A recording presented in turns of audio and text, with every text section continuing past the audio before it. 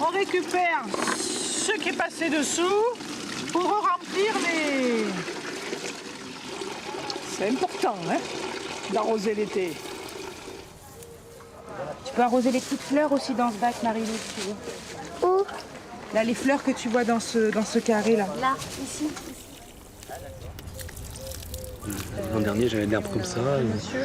Et ça a poussé pendant 2 mois. On avait des tomates rouges, après les vertes. Oui. Tu connais cette plante? Comme la chamelle.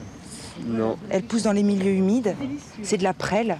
Déjà, là où elle pousse, on peut se dire il y a de l'eau dessous, quoi. Okay. Mais vraiment en nappe. Et on fait des purins de prêle. D'accord. Comme on fait du purin d'ortie. Et c'est une plante intéressante parce qu'elle est antifongique. Okay. Donc ça veut dire qu'elle est contre les champignons. C'était un endroit où il n'y avait plus d'herbe. Il était squatté l'été. Et un éducateur, en passant par là, a pensé qu'on pouvait en faire un jardin. Alors, on a commencé avec des gens qui ont bien voulu venir. Il y avait du monde au départ.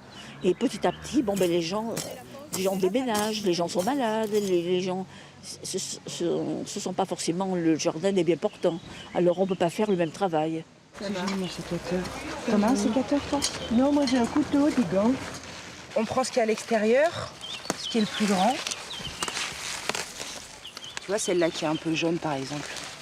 Ça tu peux l'enlever, tu la laisses sur la terre. D'accord. On le redonne à la terre. Ça s'appelle des capucines. Elles sont jolies.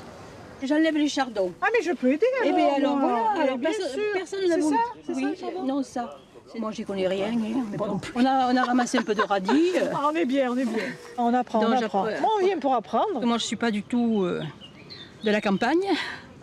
Alors bon, ça nous a permis d'apprendre quelques petits trucs. Je viens parce que ça me fait passer une matinée par semaine et puis c'est agréable. Je vais remplir une brouette de Alors, broyat.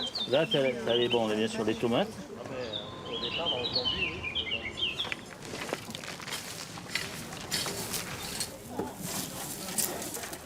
Tout ce qui est là-bas, on peut le repiquer. Bon. Ah oui aussi, vous les remettre en godet pour eux, Ouais. carrément.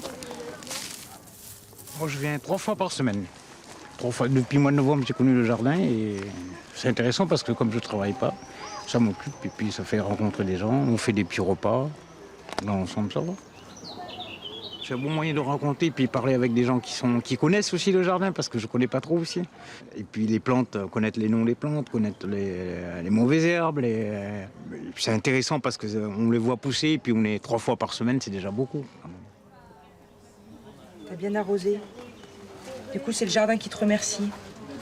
Mais oui, c'est vrai. Et il t'offre des framboises. Prends des oignons, ouais.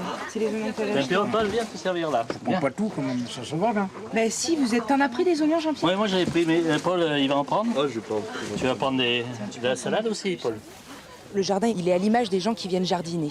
Donc voilà, c'est important que chacun se fasse confiance et plutôt que je dise plante comme ça, je dis comment tu voudrais planter?